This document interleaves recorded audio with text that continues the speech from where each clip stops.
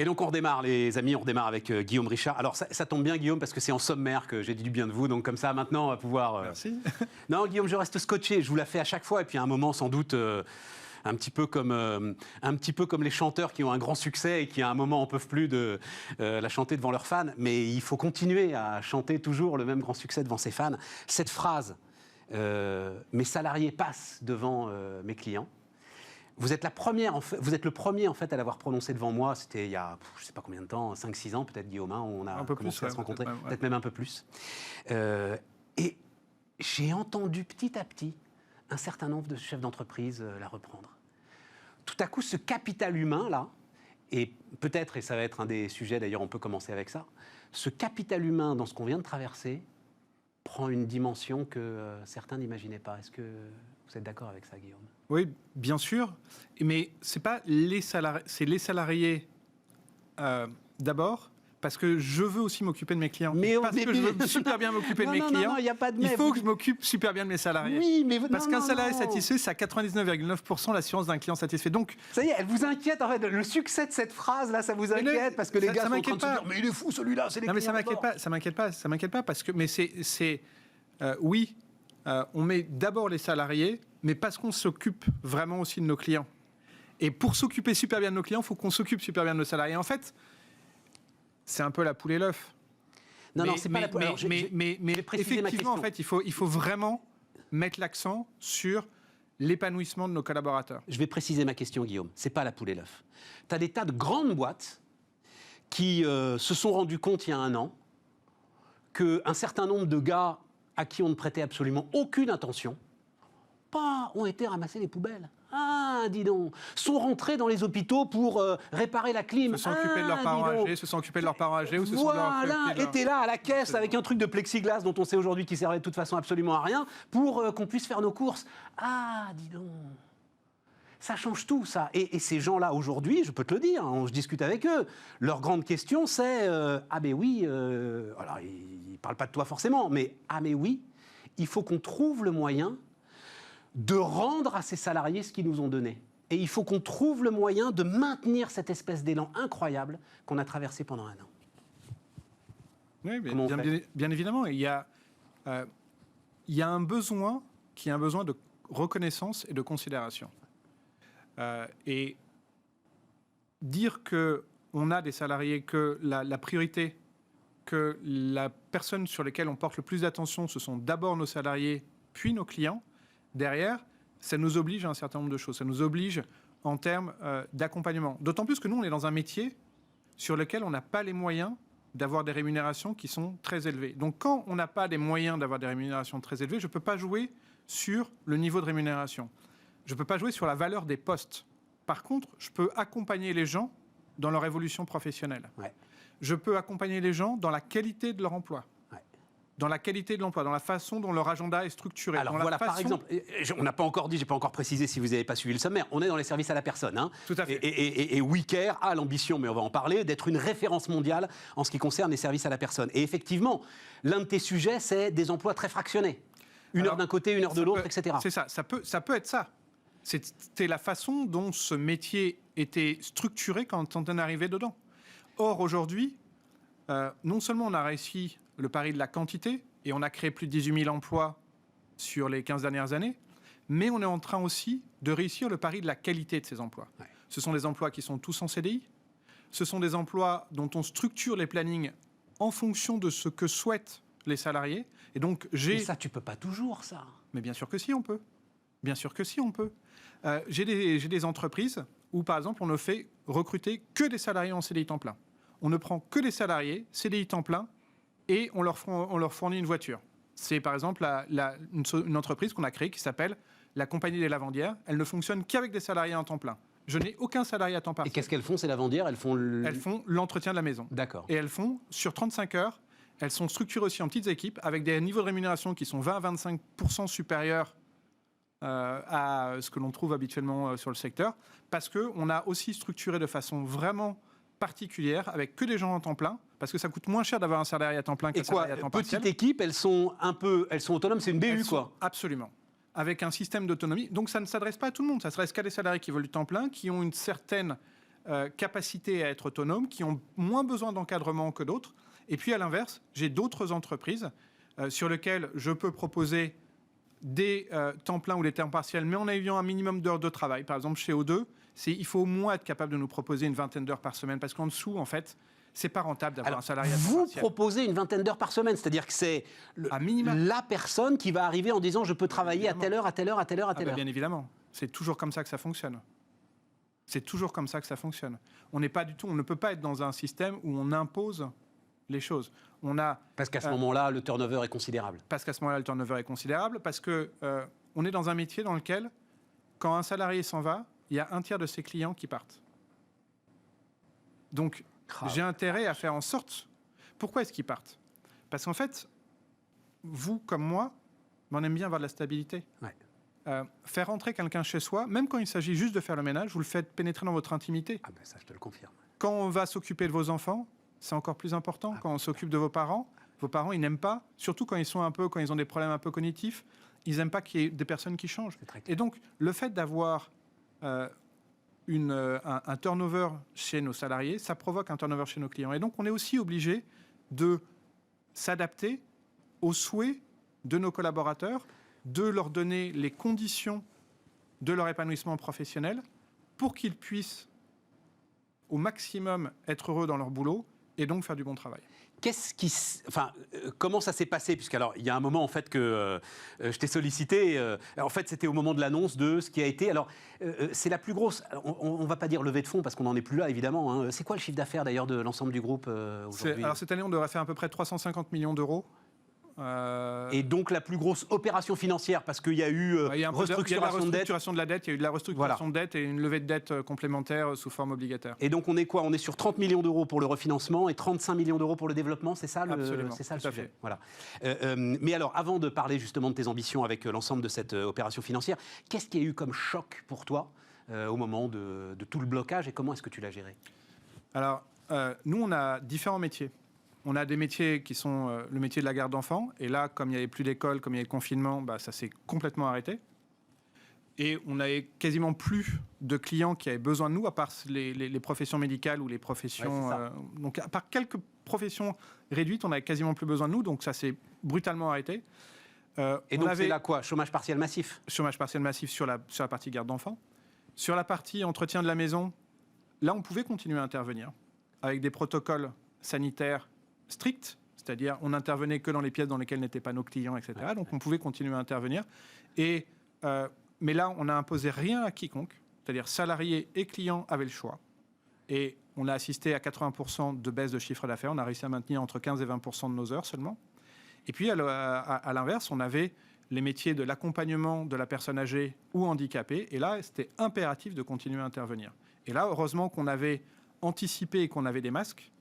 Et donc, on a pu continuer. Tu avais anticipé, mais tu avais anticipé quoi? En fait, on avait anticipé à partir de février. On avait passé des commandes de masques. Tu as compris qu'il allait se passer un truc? En fait, on avait surtout, oui, mais on avait quand même des informations de la part de l'étranger, comme quoi la situation n'était pas forcément ultra rose. Tout à fait. Et donc, on avait commandé 180 000 masques chirurgicaux. Donc on avait aussi des FFP2, mais les FFP2, ils ont été saisis par l'État, c'est autre chose. Les masques chirurgicaux, eux, on a pu les récupérer avant. Comme on les a récupérés fin février, en fait, on les avait dans nos stocks, on a pu les utiliser pour continuer à faire des interventions auprès des personnes âgées et handicapées dans des conditions de sécurité qui étaient acceptables. Je discute là. Il a fallu, en fait, ça a été assez compliqué malgré tout parce que il a fallu expliquer à nos franchisés, parce qu'on a aussi des franchisés, on a 50% de succursales et 50% de franchises. Et les franchises sont dirigées par des entrepreneurs individuels, qui n'étaient pas forcément des entrepreneurs auparavant. Et donc, ils se prennent ça comme choc. T'as raison. Avec tout le côté émotif. T'as raison. Et là, il a fallu les accompagner pour leur dire, voilà ce qu'on peut faire. Voilà comment on va faire. PGE, pas pour PGE, pour les chômage partiel, pas chômage partiel. Et puis surtout, toutes continuité d'intervention. Continuité d'intervention. Continuité d'intervention, il a fallu rassurer, il a fallu expliquer, il a fallu faire de la pédagogie avec les salariés, avec les franchisés. Il a fallu aussi tout de suite... Alors au début, c'était un peu une énorme bravade. Ça a été le 16 au soir, Macron annonce confinement. Le 17 matin, comité exceptionnel. Et là, bravade du chef d'entreprise, je dis à toutes mes équipes, bon, alors, en chinois, il paraît que crise s'écrit de la même façon qu'opportunité, donc on va s'en trouver. Allez, bam, tac. Le truc, voilà. J'adore. J'en peux plus de cette phrase. Tu vois, crise, opportunité, c'est le même idéogramme, voilà, mais arrête, quoi. Le machin tarte à la crème, sauf que derrière, eh ben, toi, tu dois arriver le 17 au matin, la patate à fond, en disant à tous tes mecs, bon, alors on va réfléchir à toutes les choses qui vont faire qu'on va sortir de la crise beaucoup plus fort. Et au début, toi, tu dois être celui qui donne l'impulsion, celui qui emmène les équipes en leur disant, voilà ce qu'on va faire. Et vous allez réfléchir tout azimut. Et la première des choses que je vais vous demander, déjà, c'est qu'on a 14 000 personnes qui vont être au chômage partiel aujourd'hui. Plutôt que de les payer à 84% du SMIC pour ne rien faire, on va les payer à 100%. On va les payer à 100%, mais on va leur demander de se former. Et ça, donc, on a envoyé tout le monde. Dans le cadre du chômage partiel, ça, tu avais le droit? Ben non, au départ, c'est toi en tant qu'entreprise. Ah oui, d'accord. Ah oui, ah non, je pensais que tu compensais le chômage partiel. Ah non, on complète. Oui, tu complètes, voilà. On complète. Et on va, au lieu qu'ils fassent rien, donc on va compléter. Donc ils ne sont pas en chômage partiel, donc ils ne sont pas à rien faire, mais ils vont se former. Donc ça nous va nous coûter l'écart entre le 84% et le 100%, mais on leur impose de se former. C'est du temps de travail effectif. Ils sont pas... Et donc on va les... Et ça, un an après, ça a donné des résultats, ça? Mais carrément. Vas-y, exemple. Mais carrément, parce qu'en fait, on est incroyablement plus performant. Parce qu'on a formé tous nos personnels, que ce soit les intervenants, mais aussi les encadrants, les commerciaux. Par exemple, au niveau commercial, on a gagné 5 points sur les taux de transformation des visites en clients. Et c'est énorme. C'est énorme. Ah oui, c'est énorme. Et on a fait ça. On s'est dit, tout azimut, on a réfléchi tout azimut.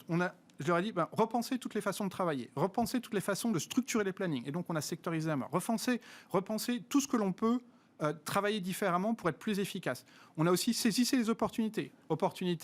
Les pubs à la télé valaient 5 à 6 fois moins cher que d'habitude pour 2 fois plus de personnes devant leurs écrans. Qu'est-ce qu'on a fait? On a lancé une campagne de pub. Tu vois, on a fait plein de choses comme ça. On a refait le site internet, on a profité. Imagine, tu sais, c'est des discussions qu'on avait auparavant, avant le confinement, où on se disait, imagine un peu, on pourrait geler le temps pendant un mois, qu'est-ce qu'on en ferait? On avait ce type de conversation, on avait ce type d'échange en se disant, pendant un mois, on gèle le temps.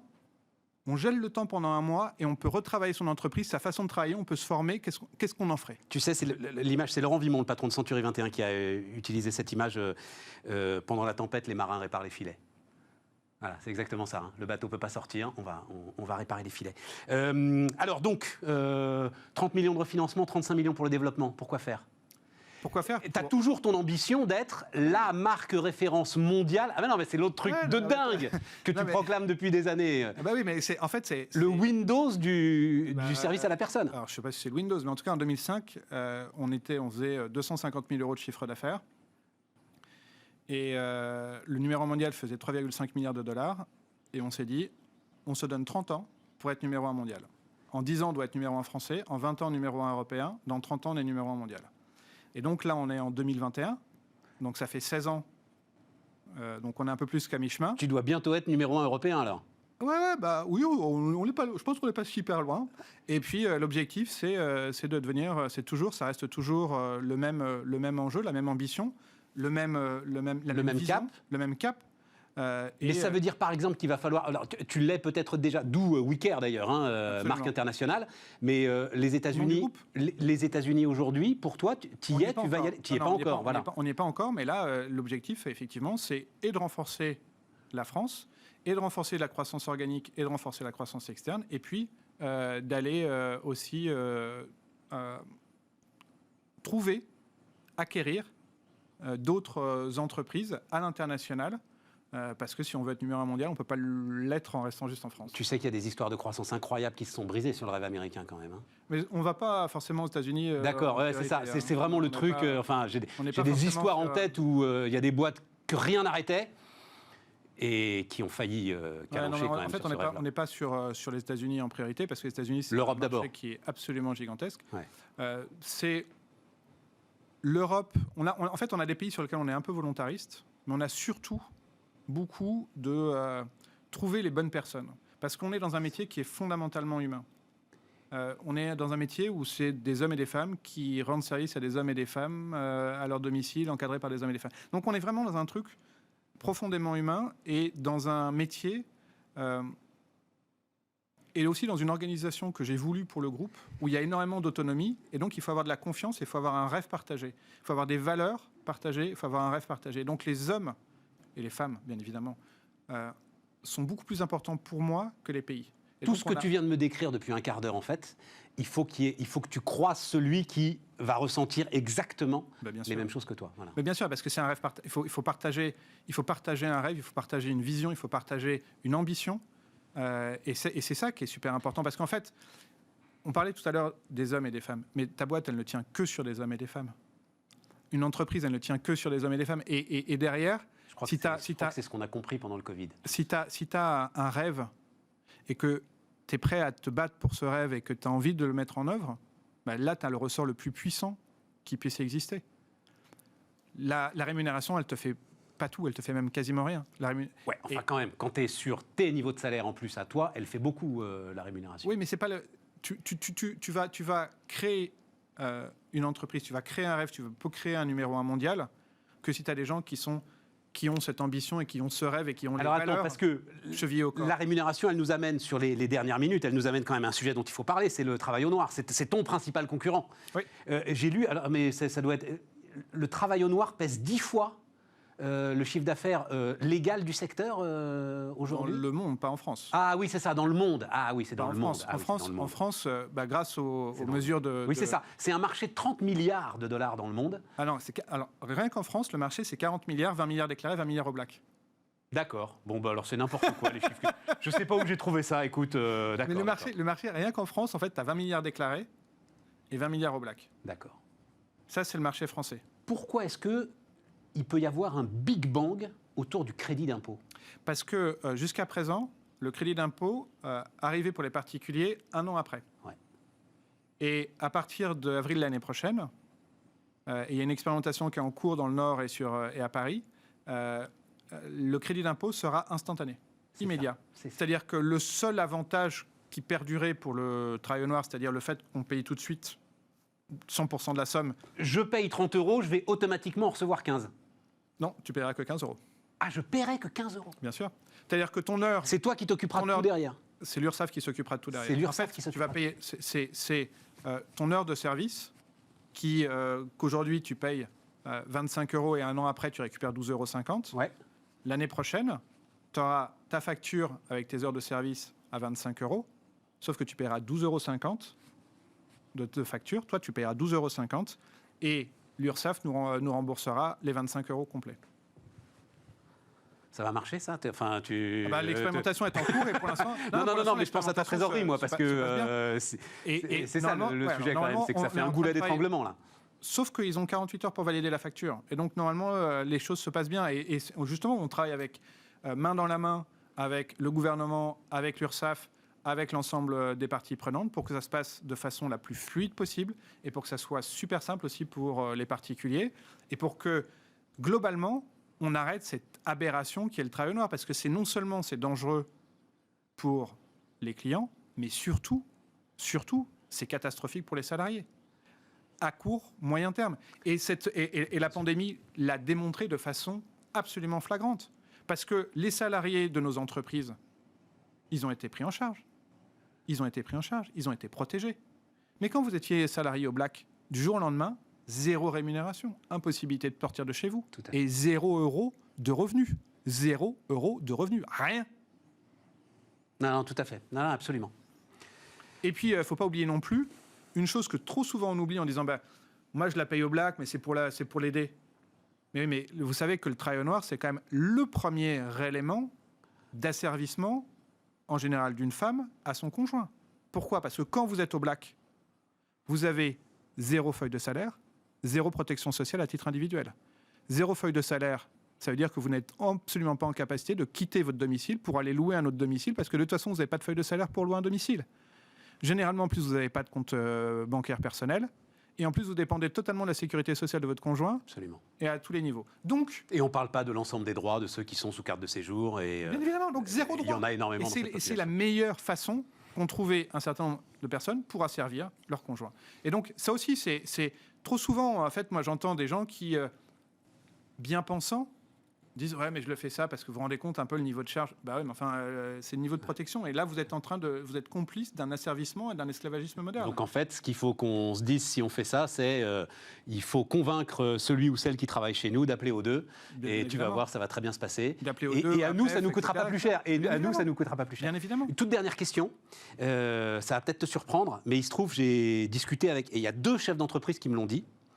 Ils m'ont dit, Stéphane, on s'est rendu compte que le nettoyage chez nous, c'était d'une telle importance que je me demande si je ne vais pas le réinternaliser.